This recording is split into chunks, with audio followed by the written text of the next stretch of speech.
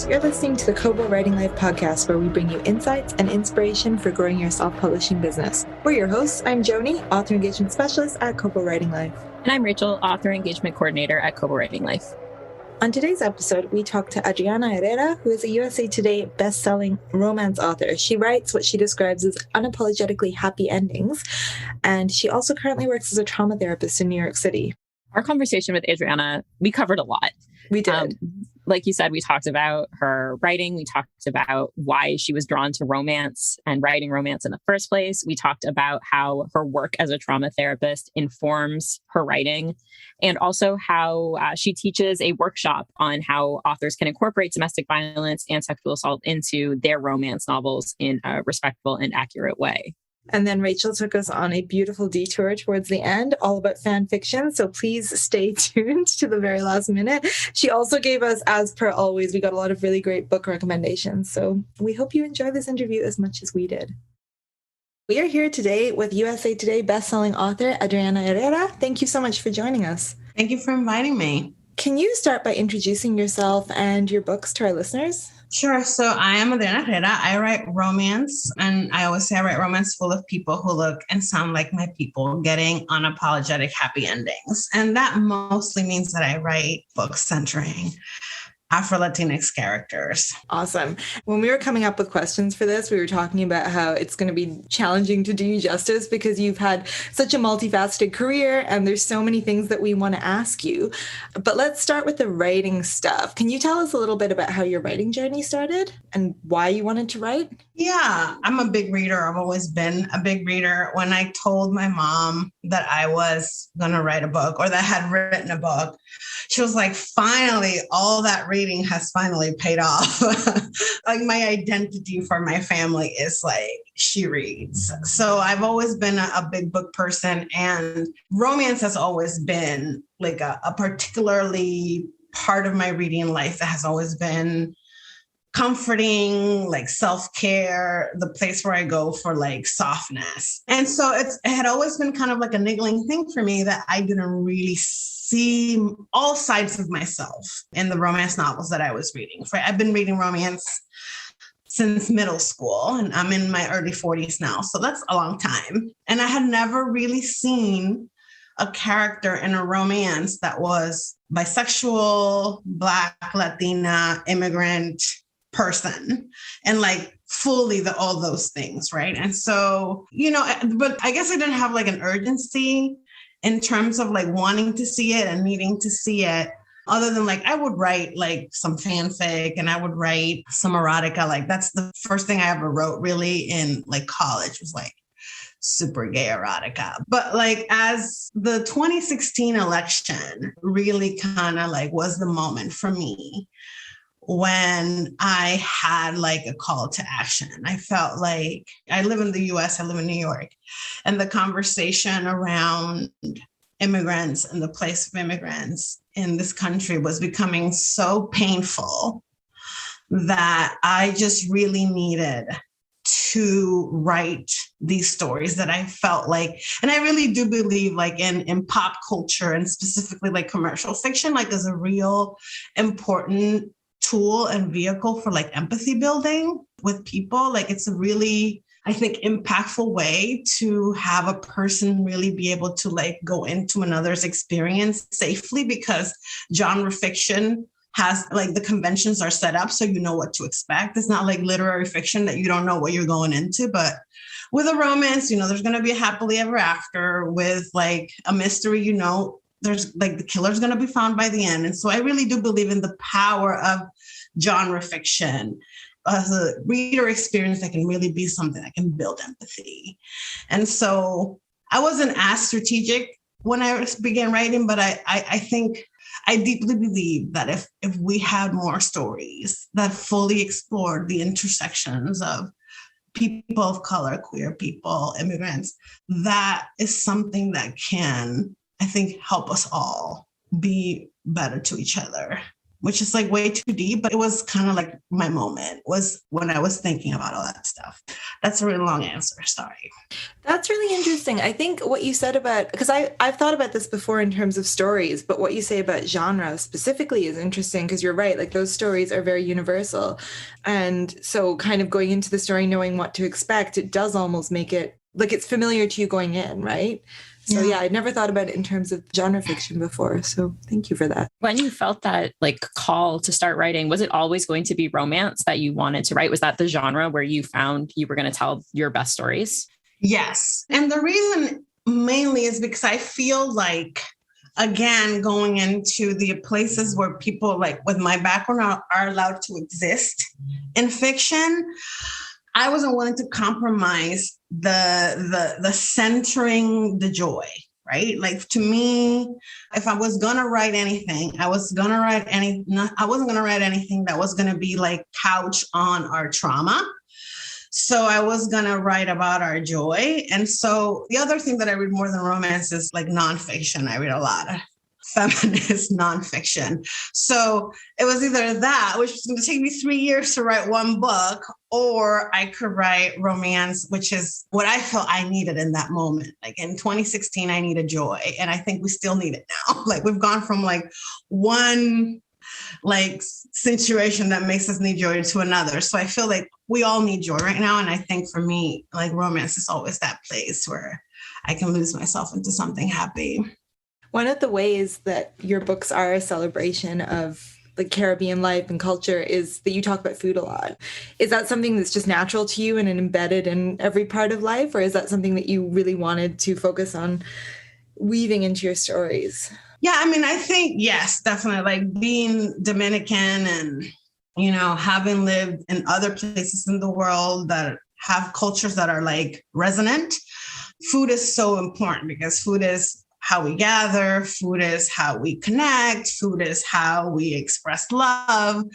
You know, like when my mother comes to visit, like that month, I don't even go into my kitchen because my mother is just like cooking for me and my family, like the whole time. So, and I'm going home next week. And like my mom just called me yesterday. It was like, these are all the things that we're making and all the different like meals that we're having with family. Cause it's how we gather. But as an immigrant, I came to the US when I was 23. I grew up most of my life in Dominican Republic. I went to college there and I moved to New York in 2002 for graduate school.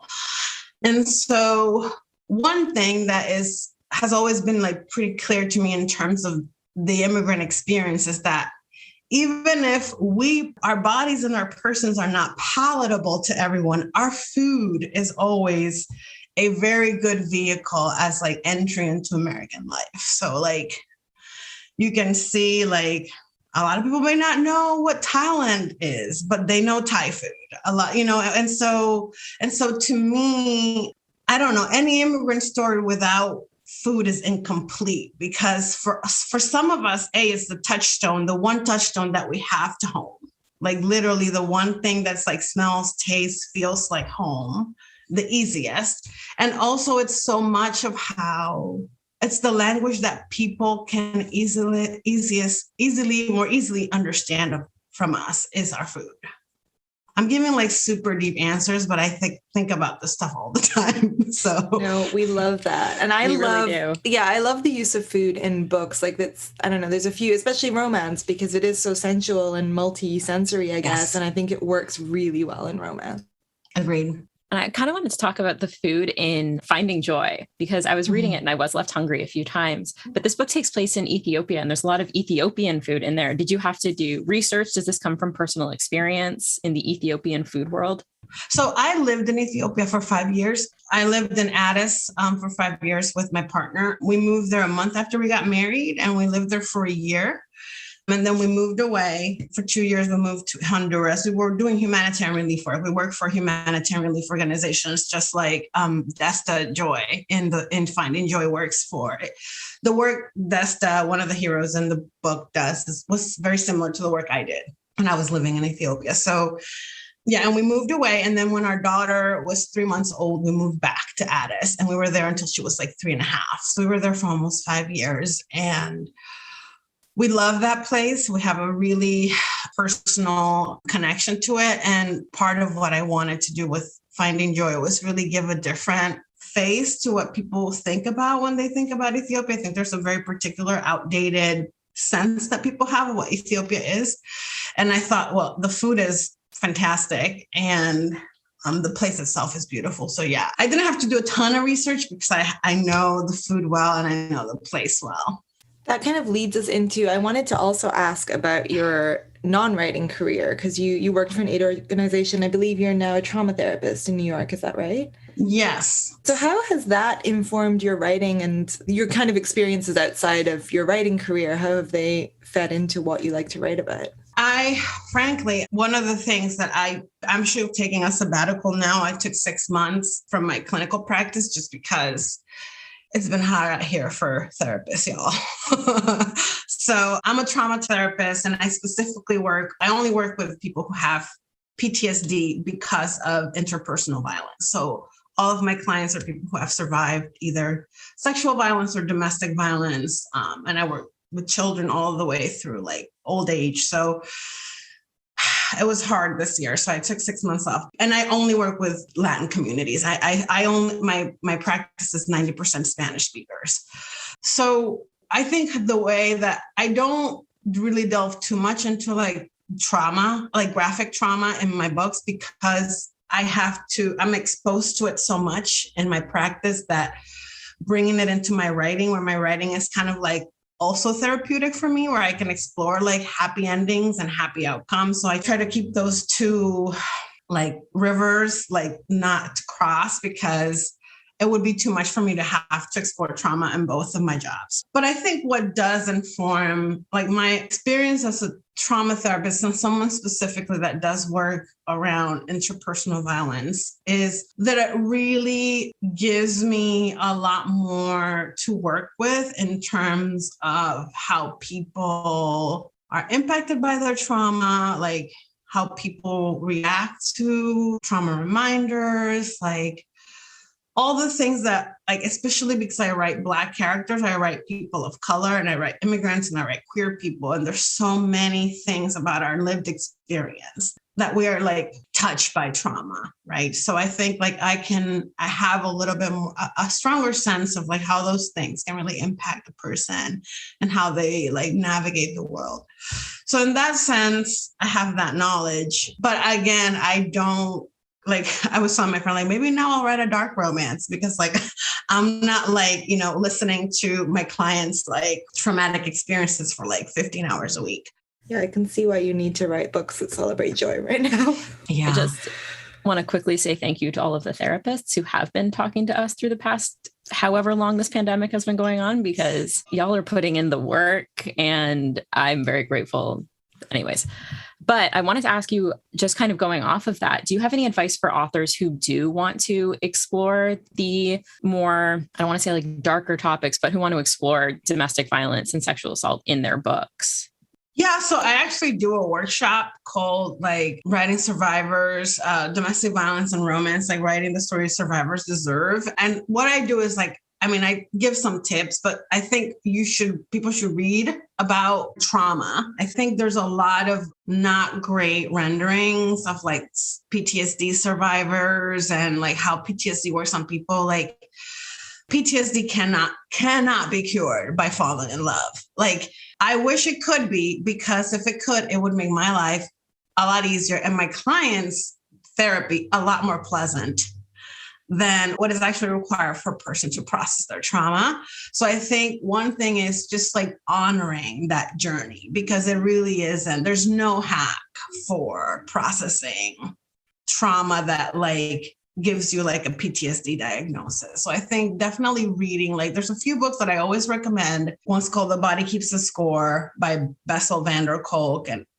he's like one of the like most important people in the field. He was one of the doctors that actually advocated to get the PTSD diagnosis. He's been working with Vietnam veterans since the 70s. And the other's called Trauma and Recovery by Judith Herman. And that one is basically mostly for sexual violence and domestic violence. And there's a recent one that came out with a neuroscientist, psychiatrist, and Oprah, which is called What Happened to You? And Bruce Perry is a really well-known, also neuroscientist. He's one of the people who lobbied and was able to get past like a lot of legislation here in the US around child welfare.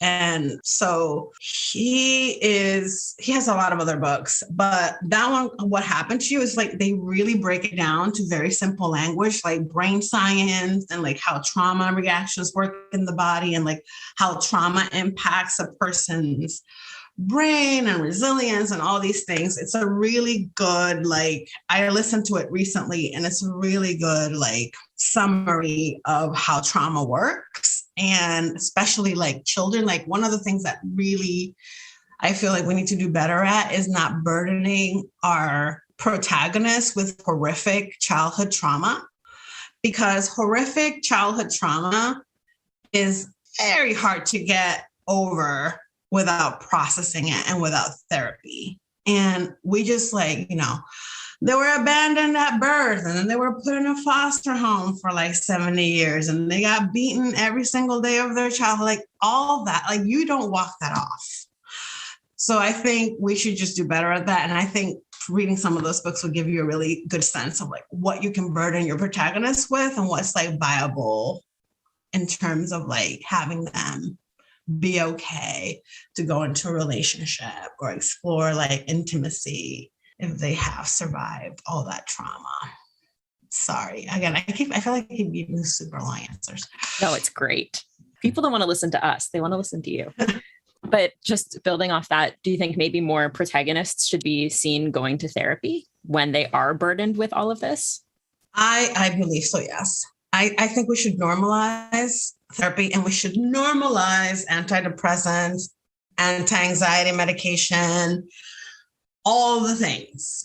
And I mean, for me particularly, because there's so much stigma in communities of color around therapy and mental illness, like I make a point of like, I put people in therapy all the time in my books. My protagonists talk about going to therapy, especially the male protagonists, like those, because I really do believe, like, again, I feel like genre fiction is a powerful space for the reader to become informed about things because, we deliver in a way that's entertaining and fun and you know what you're getting by the end.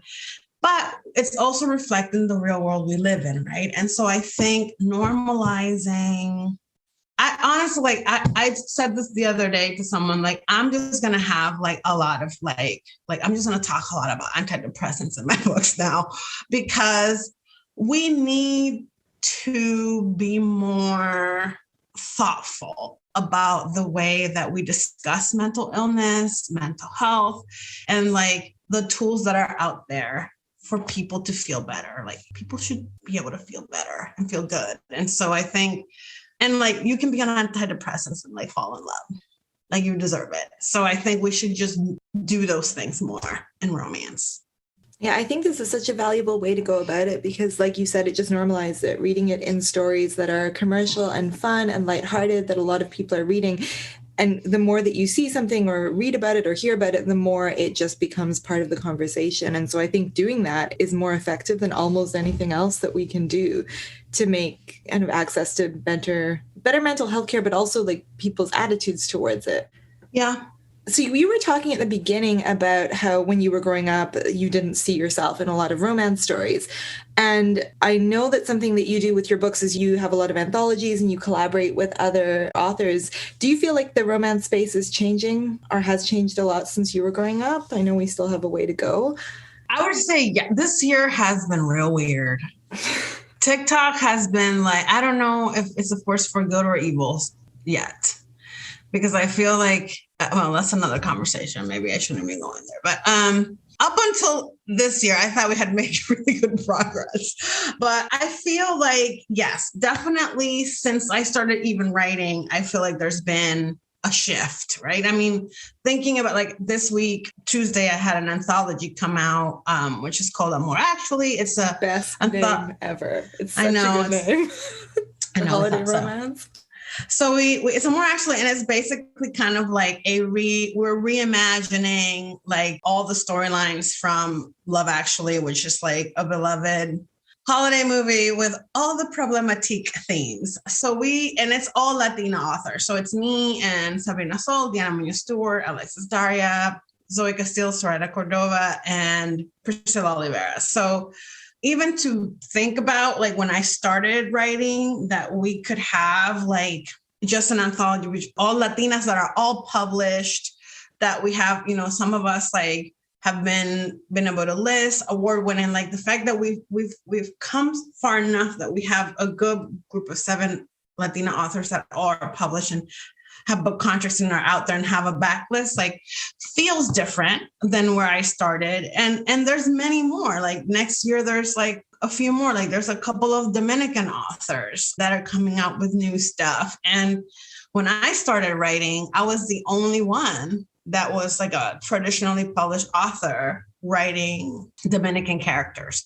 So I feel like definitely yes. Like I think in terms of a shift, I think there's definitely a shift. I feel like there's still a lot more work to do because I think the readership also has, like, I think we need to bring more readers into the genre than what we have now. I think like visibility is still a big problem for people of color. I think the people that we're writing these books for need to know we're here. And I think it's like publishing in general, like becoming more efficient at selling books to people that are not white women. I don't know how else to say it. And you're a hybrid author, so you work in both the indie publishing and trad spaces. Yes. How do you find the difference between them? Is it sort of kind of same problems in both, or do you find that indie is more open to, I mean, obviously you're doing your own marketing there, but I'm curious. I mean, yes, in terms of barriers to entry, right, it is easier. It's better. It's easier in terms of you want to write it, you write it, and people find you.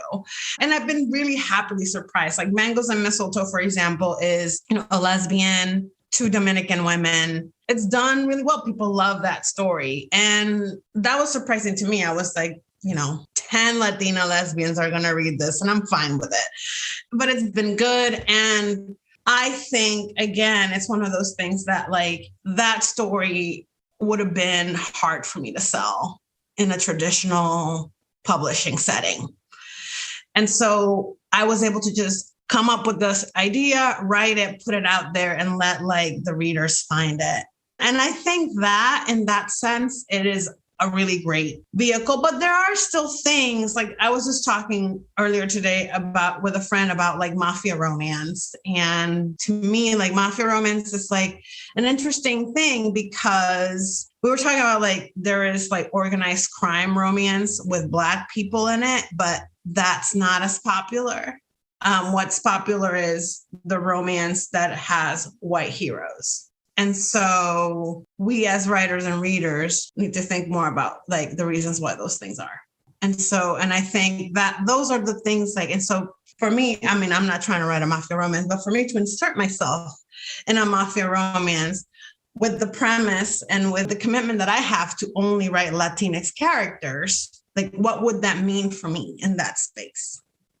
And so I think that's part of the stuff that in indie, like I went to a conference earlier this year, which was all indie authors. And I was like 1 out of 5 women of color, 4. And we got confused, like multiple times they would confuse us with the other. And we don't look anything alike. And so that's a problem. Yeah. The one thing I will say about we talk about this a lot in the indie world is that whereas I think in other industries, there can be a little bit of, there's one space at the top and there's one spot. And if you fill it, like there's no one else getting in. Whereas I feel like with indie, what you see more and more of is people bringing up their peers and saying, well, let's do an anthology together. Like, hey, if you like my books, you're going to love this author's books, like that kind of thing. So I hope that that means that there is the potential to, once the ball is rolling, to keep the snowball getting bigger and bigger and seeing more of it. But I agree with you that we are. And I mean, it's hard because with like algorithms and all these things that are really out of the control of the people writing the books and putting the books out there. But I do believe, yes, in that sense, like there is definitely more of an openness in indie of people to like, let's work together. Like people are a lot more open about what works. One of the things I love about indie is just how professional people are, in the sense, like not that traditional published authors are not professional, but a lot of like the business side of things is taken care of by your publisher. But like the business savvy that romance authors have and how they manage their property, their business is honestly like amazing. And they are not stingy about sharing knowledge, sharing strategic things that they've learned. Like they're not stingy about sharing their learning, which is honestly really awesome part of indie. And I wish it was more of a thing in traditional publishing, but indie definitely in that sense, it's like, there's just not that territorialness, as you were saying. Like, she's like, this is the way I made like all this money, like you try it. And so that's, I think, a really, really cool thing about indie publishing. People are just a lot more open about like how they manage their business and like what's worked for them. And they're not territorial about it, which is great because there's a lot of money to be made in there. Just kind of bouncing off of that, is there anything specific marketing business wise that you've done for your indie publishing business? Like specific, like the best thing you think you've done? Well, one of the things I think I try to like not be an asshole, because when you're not an asshole, people want to work with you. That's one strategic thing that I've done. And I think the other thing is that I really try to stay within my core story, right? So like I write a lot of different things. Like I write historical, I write FF, I write MM, I write MF. But one thing that I do is like, the themes that you can expect in one of my books, like characters who are Latin, there's going to be some kind of conversation about like the immigrant experience. Like my themes are always the same in every book that I write. And I think that has helped me because I can move from one space to the other. And like a person that reads one of my stories can read any of my other stories and they'll still be getting pretty much the same experience, even if it's a completely different book. Yeah, I was wondering about that when it comes to writing, because you are taking a lot from your own experience in your own life. Do you find it challenging writing male-male romance, or is it just another love story? Yeah, I mean, that's interesting. I've been thinking about that a lot because I wrote an MM this year, and for some reason it was harder this year to write MM than it had been when I started. And my first 3 books were MM. And I think it's just because like the patriarchy's really got me down this year. But to be perfectly honest, like one of the things is like when I discovered queer romance, a lot of the queer romance that was out there was MM. And it really resonated with me. I really liked it. I read a lot of it. And I think it allows people to explore like a vulnerable side of men, which we don't usually get in fiction. And so that to me is like kind of what I focus on. And I mean, I think there's a lot of conversations that can be had about sexuality, desire, what we find sensual, why MM resonates so much with women, and why that is, because I think there's just like a lot more of a spectrum, and like these things are a lot more fluid than we believe they are. And I think women are just more fluid in that way. Like, for example, maybe a lot like gay men may not read as much FF as lesbians read MM. Like, I don't know, that maybe someone should do that study. But I think a lot of us that write MM, I think it's because like we're trying to explore something that we just couldn't do it with FF, if that makes sense. My friend and I were talking about this. We were talking about why women like MM romance so much. And we had this theory that it could be like this, and this is just a wild theory, but it allows women to explore men and explore like their sexuality and their attraction to men without there being a power dynamic of the patriarchy playing into it. because there's no like gender dynamics there. I don't know. This is just a weird theory. I'd love your thoughts. It could be. I mean, one thing that I've always thought about, and it's something that I was very consciously aware of when I began reading MM, is that I could enjoy a romance, read a romance from beginning to end, get all the sexy parts, and not have a person with a body that I had to compare myself to in the story. Because when I read, a lot of the MF that was out there was like really beautiful, really thin blonde women.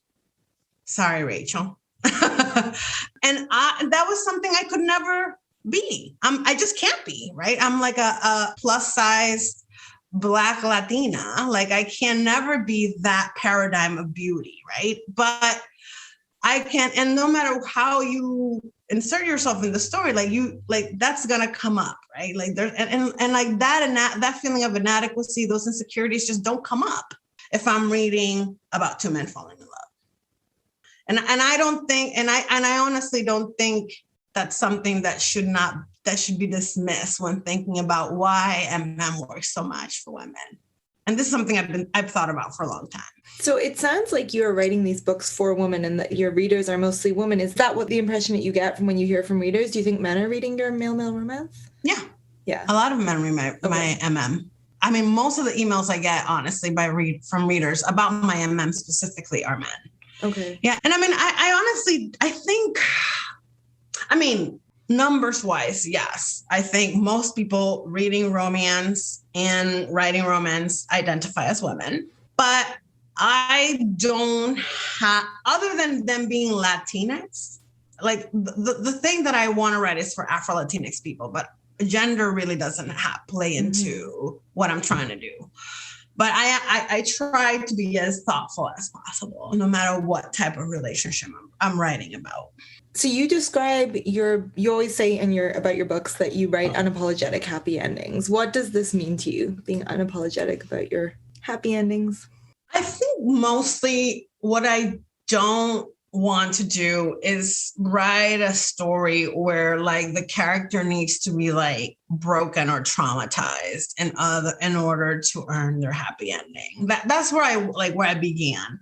And I think that's partly because like more in the literary fiction space, but like so much of like the stories of people of color, the stories of queer people, so much of it has been, just like a lot of turmoil, a lot of bad things happen, and then they get the happy ending. And I just wanted to be able to write a story where like I just focused on all the amazing things that we are, and then you get the happily ever after anyway, even if you don't go through a bunch of stuff. But I mean, I also write about themes like immigration and all kinds of things. So it comes up, but all that to say is that like you get the happy ending, and you don't have to like go through a bunch of stuff before you get it. I like that. And we'd love to wrap up by asking you a little bit about the kind of books that you like to read, if that's okay. We have some quick fire book questions. Do you have a favorite book that you've read this year? I recently I have a few. I read a lot. I recently reread Hana Khan Carries On by Uzma Jalaluddin. It's set in Toronto. She writes romance, and the book is a retelling of You've Got Mail. And it's set in Toronto, and both protagonists are Indian Muslim.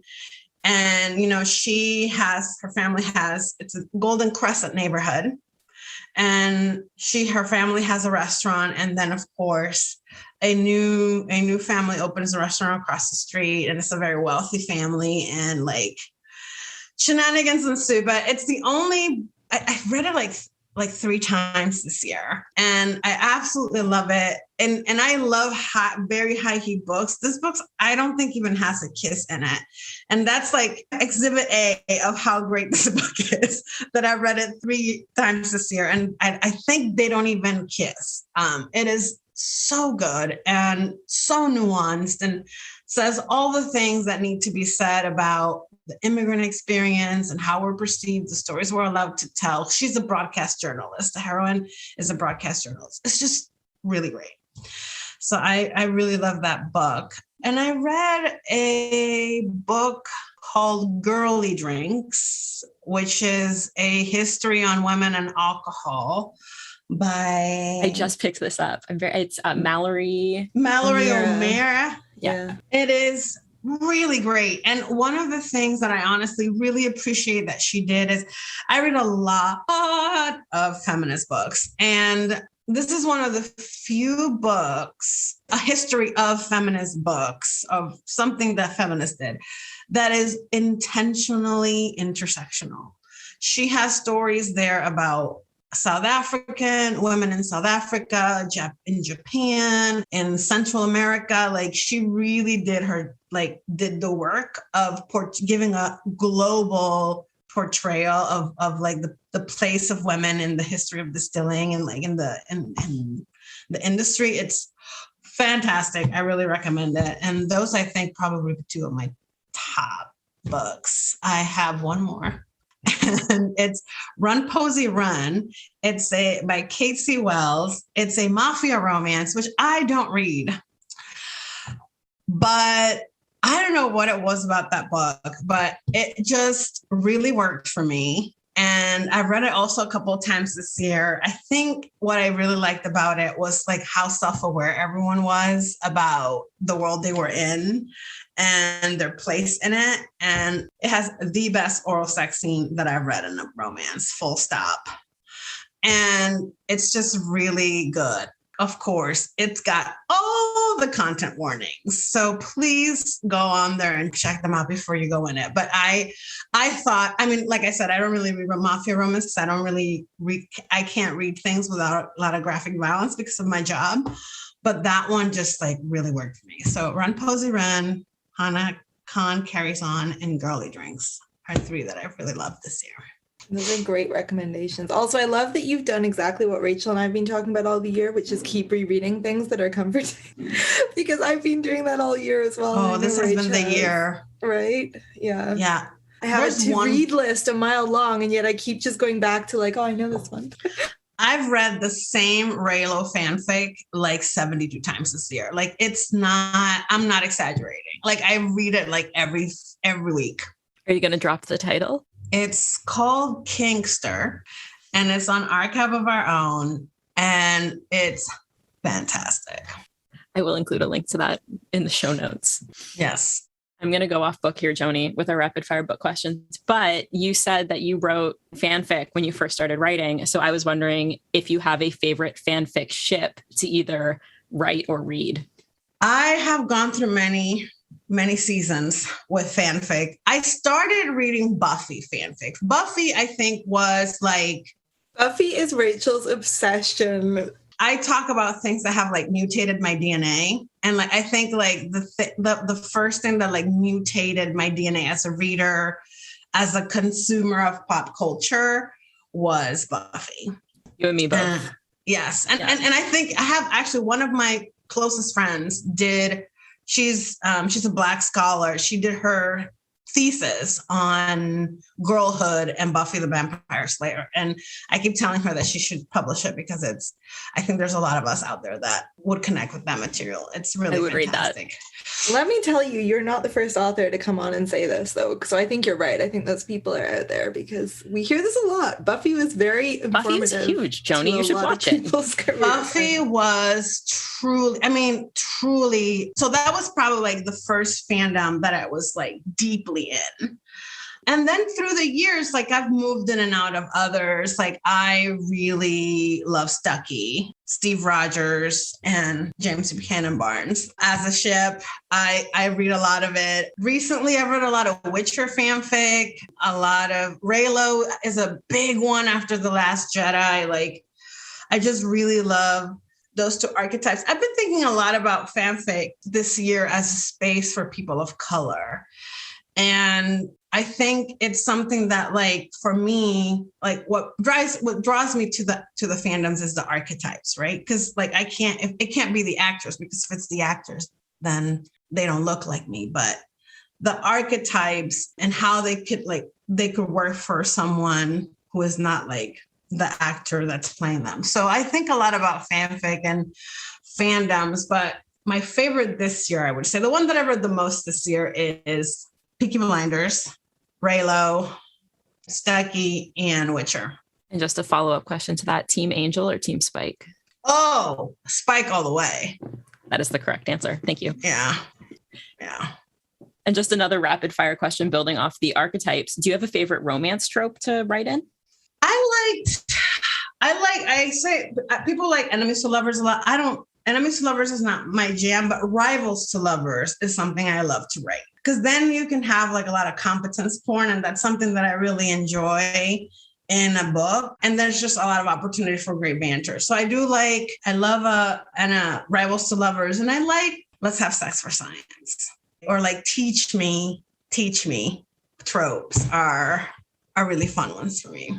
Love it. So you gave us a recommendation already, but you said that you read a lot of feminist nonfiction. Do you have an all-time favorite, most recommended? So there's one that I'm just rereading now. It came out recently, and I think probably is the book that I'm going to start recommending the most. It's called The Trouble with White Women, A Counter History on Feminism by Kyla Schuller. Okay. And it is a really incendiary title, and I appreciate it, but wish they would have gone with something else because it's going to be a hard sell. But what I loved about that book in particular, the author's white. And what I loved about that book is that she really presents like all the feminists who have been either women of color or LGBT who have been doing the work parallel to the people that we usually learn about. Like she has like a chapter that's just on like the suffragettes, for example, like Susan B. Anthony and Elizabeth Stanton, who were like highly problematic. But like she has like another person who was a Black woman named Frances Harper, who was working but at the same time parallel to them. So she really kind of like just like frames kind of like the history of feminism with like a counter history. And so, like I said, I read a lot of feminist books, and I think this is probably the one that I've learned the most from in a long time. And of course, then there's like Audre Lorde. Like if you want to read about like Sister Outsider is a great place to start for feminist things. That's a great recommendation. We will add that to our notes. Do you have another question, Rach? I don't know. I lost track because I went off so far off book with my fanfic Sorry. question. No, that was my fault. I really wanted to know. Do I have another question? Favorite Latinx writer? Do you have one? Like romance or anything you general? Anything. Okay, so in romance, I can give you a few of like my favorite. Mia Sosa, Alexis Daria, Priscilla Oliveira are all phenomenal. If you want to read a rom-com, just like read The Worst Best Man because it's actually perfect. And for Latinx authors, growing up, Gabriel Garcia Marquez was my favorite author. I just have read everything he ever wrote. It was the first time that I ever saw myself in a story or the world I lived in a story. So probably I would say he is. But there's others like Isabel Allende, Laura Esquivel are really good Latinx authors that I enjoy. Elizabeth Acevedo, who's Dominican and writes beautiful books. So there's many. Amazing. Thank you. And before we close this out, where can readers find you online? They can find me at AdrianaHerreraRomance.com. And I'm taking kind of like a little bit of a hiatus from social media, but where I'm mostly at when I am on social media is on Instagram, and it's at @LaAdriana_Herrera. Perfect. And you mentioned earlier your writing course about writing trauma into romance. If anyone is listening and interested in that, where can they find it? They can go to my website. Okay. There's like the workshops, and I usually do a few of them a year, and I typically announce them or like post them on my social media. Perfect. And Amor actually has just come out. Is there anything else we should be looking for in the pipeline? Yes. In May, I have the first story it's called Las Leonas. It's a historical series set in 1889 Paris World's Fair. And it's a series about 3 like Latina heiresses that go to Paris for the World's Fair.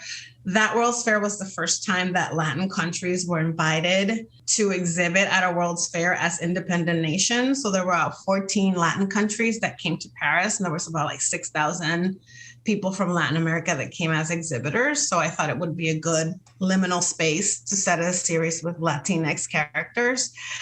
And the first one is called A Caribbean Heiress in Paris, and it's about a Dominican rum distiller, a rum heiress, who goes to the fair to sell her rum, and she meets a Scottish earl who makes whiskey, and they end up in a marriage of convenience. And there's a revenge plot, there's a secret brother, there's a showdown at a ball, there's making out at the top of the Eiffel Tower, all the things. Oh, this looks so good. Okay, we'll include the link to the pre-order coming out in May. It's great. Thank you so much for doing this. We really enjoyed it. I'm speaking on your behalf too, Rachel. This was a great conversation. I did also have a great time. I will speak for myself. Thank you. Thank you so much. Thank you for having me. This was super fun. Thank you for listening to the Kobo Writing Life podcast. If you're interested in picking up Adriana's books or learning more about the workshop she teaches, we will include links to both in our show notes.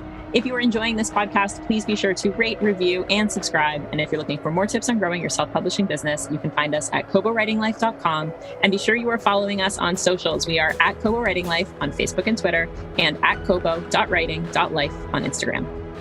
This episode was produced by Rachel Wharton and Joni DiPlacido. Our editing is by Kelly Robotham. Our theme music is provided by Tearjerker, and big thanks to Adriana Herrera for being our guest today.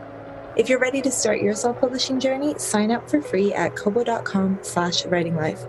Until next time, happy writing.